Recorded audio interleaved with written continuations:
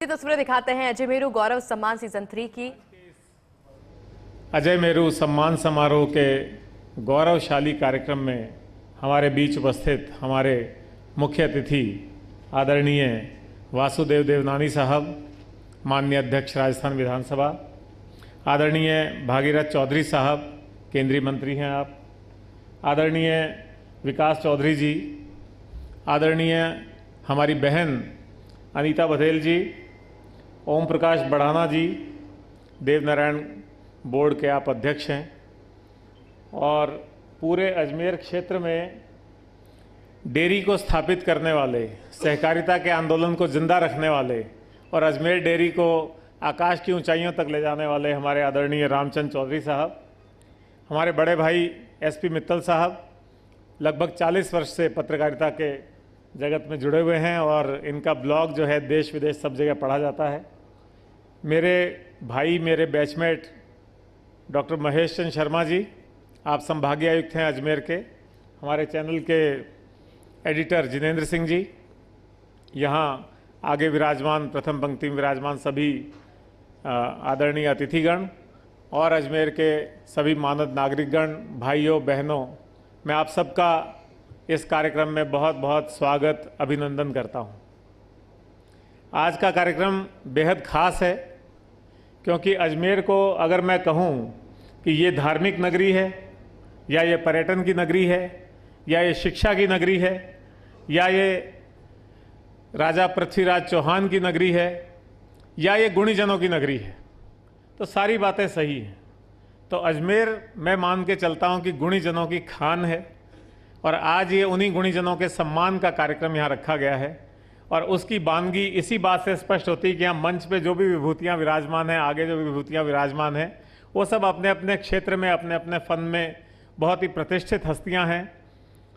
मैं बात शुरू करूँ आदरणीय देवनानी साहब से, तो जब से आपने विधानसभा अध्यक्ष का काम संभाला है, विधानसभा में अनुशासन कैसे कायम हो, विधानसभा की कार्यप्रणाली में सरलता कैसे लाई जाए, पारदर्शिता कैसे लाई जाए, काम के घंटे कैसे बढ़ाए जाएं, बैठकें कैसे ज़्यादा समय के लिए की जाएं, कैसे पेपरलेस वर्किंग की जाए, विधायकों को टैबलेट और आईपैड कैसे उपलब्ध हों, लंबे समय से जो संचालित नहीं हो पाया था कॉन्स्टिट्यूशन क्लब, बहुत अच्छा बन गया था लेकिन उसका संचालन एक चुनौती थी, उसका संचालन आपने प्रारंभ कराया और इस उम्र में जिस ढंग से जनता के बीच उपस्थित रहते हैं, अपने अजमेर में वापस दौड़ करके जल्दी से जयपुर से आ जाते हैं और आम जनता के काम को निपटाने में लगे रहते हैं, ऐसे महान विभूति आज हमारे बीच मुख्य अतिथि के रूप में मौजूद हैं। आदरणीय भागीरथ चौधरी जी, आपके मंत्रालय ने अभी हाल ही में एक मिशन ऑन नेचुरल फार्मिंग एक शुरू किया है, तो कैसे कृषि के क्षेत्र में हम नेचुरल फार्मिंग को प्रोत्साहन दे सकते हैं, कैसे उसमें ये जो पेस्टिसाइड्स हैं या सिंथेटिक फर्टिलाइज़र्स हैं उनको हम दूर रखते हुए नेचुरल फार्मिंग को आगे बढ़ाया दें, कैसे किसानों को हम और सहयोग दे सकें। इसी तरह से किसानों के वेलफेयर के लिए किसान सम्मान निधि योजना, ये सब आप ही के विभाग में है, तो नए नए नवाचार आपके विभाग में हो रहे हैं। अनीता बघेल जी हैं, पूर्व मंत्री रही हैं, मैं अभी यही बात कर रहा था कि महिला एवं बाल विकास विभाग सुनने में कई लोगों को कई बार अनइम्पॉर्टेंट लगता है, लेकिन बहुत ही इम्पॉर्टेंट है। हमारी माताओं, बहनों और हमारे जो छोटे बच्चे होते हैं उनकी देखभाल कैसे हो, तो आपके समय के रिकॉर्ड आज भी याद किए जाते हैं। आदरणीय बढ़ाना जी बैठे हैं यहाँ, तो देवनारायण बोर्ड सुनने में लगता है केवल गुजर बंधुओं के लिए एक बोर्ड बनाया हुआ है, लेकिन ये इतना सिंपल नहीं है, इसमें और जातियों का भी काम होता है। स्कूल चलाए जाते हैं, हॉस्टल चलाए जाते हैं और कई तरह की विकास की योजनाएं कराई जाती हैं। और अभी हम बात कर रहे थे कि पहली बार देवनारायण बोर्ड के माध्यम से 250 करोड़ से ज़्यादा का इन्वेस्टमेंट इस पूरे क्षेत्र में राजस्थान में आने वाला है और नए नए नवाचार उसमें होने वाले हैं। विकास चौधरी जी पूरे तन मन धन से औद्योगिक विकास के लिए लगे हुए हैं अपने क्षेत्र में। इसी तरह से रामचंद्र चौधरी जी की बात करें तो इसमें कोई संदेह नहीं है कि राजस्थान में जो सहकारिता आंदोलन के कुछ पुरोधा हैं या स्तंभ हैं, उनमें से आप एक हैं। और अजमेर डेयरी आज पूरे देश में प्रसिद्ध है, उसमें जो टेक्नोलॉजिकल इनोवेशंस हुए हैं, जिस तरह के सुधार हुए हैं, वो अपने आप में एक बहुत ही सराहनीय बात है। मित्तल साहब का ब्लॉग आज भी उन्होंने लिखा है, बहुत ही महत्वपूर्ण विषय टच किया है और पूरे देश में लोगों के फ़ोन इस ब्लॉग के संदर्भ में हमारे चैनल में भी आते हैं और हमारे चैनल की जो डिबेट्स होती हैं उसमें आप भाग लेते हैं, तो काफ़ी पॉपुलर चेहरा हैं और काफ़ी लोग इनका मान सम्मान की बात हमारे से करते हैं। महेश चंद्र शर्मा जी हैं, एक साथ कई चार्ज संभाले हुए हैं, संभागीय आयुक्त तो हैं ही हैं, साथ ही आपने बोर्ड का भी चेयरमैन का चार्ज संभाला हुआ है। अभी हाल ही में नीट की परीक्षा हुई थी और बिल्कुल फ्लॉलेसली 94% से ज़्यादा अटेंडेंस के साथ वो नीट की परीक्षा आयोजित हुई, और जो राजस्थान में एक वातावरण बन गया था पेपर लीक का या और गड़बड़ियों का, उसको बिल्कुल दूर करके एक बोर्ड की नई छवि स्थापित करने में महेश जी का योगदान है। बाकी हमारे चैनल की पूरी टीम और आप सब लोग तो यहाँ हैं ही। तो इस भूमिका के साथ मैं कहना चाहता हूँ कि हम सब सौभाग्यशाली हैं कि हम सब राजस्थान के वासी हैं, हम सब अजमेर के वासी हैं, और अब राजस्थान दिवस का समय चल रहा है। कल हमारा राजस्थान दिवस है। मुख्यमंत्री जी ने एक पहल करते हुए इसको वापस हिंदू नववर्ष की तिथि के हिसाब से मनाने का निर्णय लिया है। कल हमारा संवत 2082 शुरू होगा और कल ही हमारा राजस्थान दिवस भी है। और मैं एक बात कहने से अपने आप को रोक नहीं पाऊंगा, देवनानी साहब, पहली बार राजस्थान दिवस इतने वृहद स्तर पे और इतने मीनिंगफुल तरीके से मनाया जा रहा है। वरना राजस्थान दिवस केवल जयपुर में कोई बड़ा सांस्कृतिक कार्यक्रम कर लो, एक राज्य स्तरीय कार्यक्रम बिरला ऑडिटोरियम में कर लो और एक खाना पूर्ति हो जाती थी और वो कार्यक्रम पूरा हो जाता था और होता था कि राजस्थान दिवस हो गया। इस बार हमारे मुख्यमंत्री जी ने एक पहल करते हुए पहली बार पूरे सप्ताह तक तरह तरह के कार्यक्रम आयोजित करके राजस्थान दिवस को मनाने का निर्णय लिया। 25 तारीख से ये कार्यक्रम शुरू हुए। बाड़मेर में पहला कार्यक्रम हुआ, केवल जयपुर में नहीं, जयपुर से बाहर निकल करके, और वो भी केवल संभागीय मुख्यालयों पे नहीं बल्कि बड़े शहरों में अलग अलग तरह के काम के रूप में किया गया इसको। बाड़मेर में मातृशक्ति की वंदना करते हुए एक महिला सम्मेलन आयोजित हुआ। उसके बाद बीकानेर में कृषकों का सम्मेलन आयोजित हुआ। उसके बाद भरतपुर में गरीब और अंत्योदय का सम्मेलन आयोजित हुआ। कल भीलवाड़ा में आपके यहाँ विकास और सुशासन का सम्मेलन आयोजित हुआ। आज कोटा में रोजगार और युवाओं का सम्मेलन चल रहा है। कल फिर जयपुर में कार्यक्रम होंगे। तो जो पहली बार आप लोगों ने कहा कि हम कोई जाति पाति में नहीं विश्वास कर रहे हैं बल्कि 4 जातियां हैं हमारे सामने, महिला, किसान, गरीब और युवा, तो उन चारों के 4 सम्मेलन तो पिछले 4 दिन में हो चुके हैं।